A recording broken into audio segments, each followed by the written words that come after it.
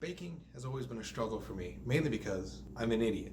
But I've worked really hard recently to have a few dishes in my repertoire that I can pull out and make for a party or for myself when I'm feeling fat on a weekend. So I've taken a recipe and I've dumbed it down as much as I can using store-bought puff pastry instead of making it myself because, by God, I don't want to make that myself. So, the recipe is Hong Kong egg custard tarts. My name is Cygnuss, and this is Cygnuss Attempts. Alright, so let's get down to it. First thing you're going to need is a half a cup of plain white sugar, and you're going to mix that with a whole cup of very hot tap water. I used my coffee maker to get it this hot. I'm going to spill a little bit for just a little bit of good luck, and then I'm going to mix that until thoroughly combined and all the sugar is dissolved. The mixture will become clear again, and then you can set that aside and let it cool to room temperature while we prepare the next part of the custard. Clean up your mess because you're not a barbarian and you want to keep a clean camera shot. Alright, so next up what you're going to want to do is take a bowl larger than the one used for the sugar water and add a half a cup of evaporated milk, followed by 3 room temperature eggs, and this will become the basis of the custard.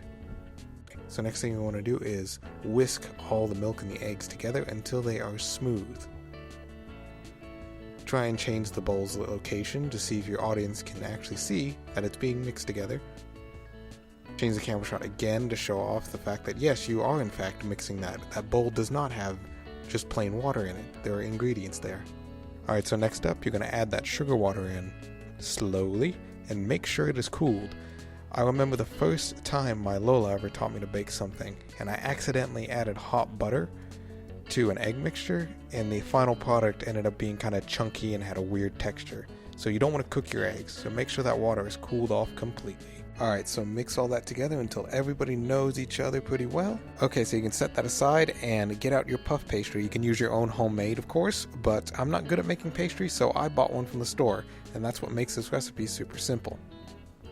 I'm going to roll it out onto a cutting board, but first I'm going to select a biscuit cutter that is slightly bigger than the opening of my cupcake tin that I'm using.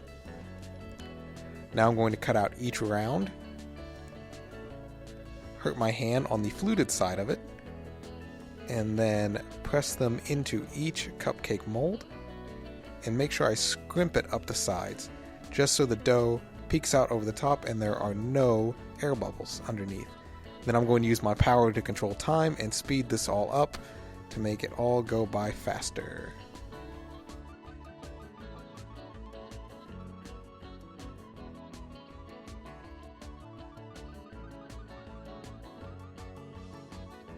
Okay, so now you're going to see something that I do that is a bit of a mistake here. And that's what I'm going to always show off in my videos is the mistakes that I make.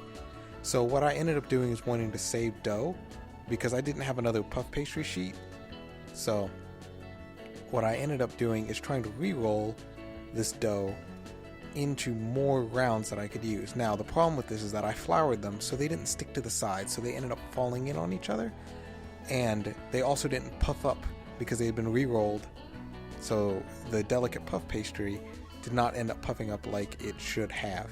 Alright, next up you're going to strain your custard mixture into a pour-friendly container. You're going to try your hardest not to spill everything on camera and have to start over. Using a pour-friendly container will save you so much headache when trying to fill your molds. Speaking of which, let's fill our molds. So, they say to fill these 7/8 of the way up, but I failed every math class I've had since like the 7th grade. So, instead, I just eyeballed it.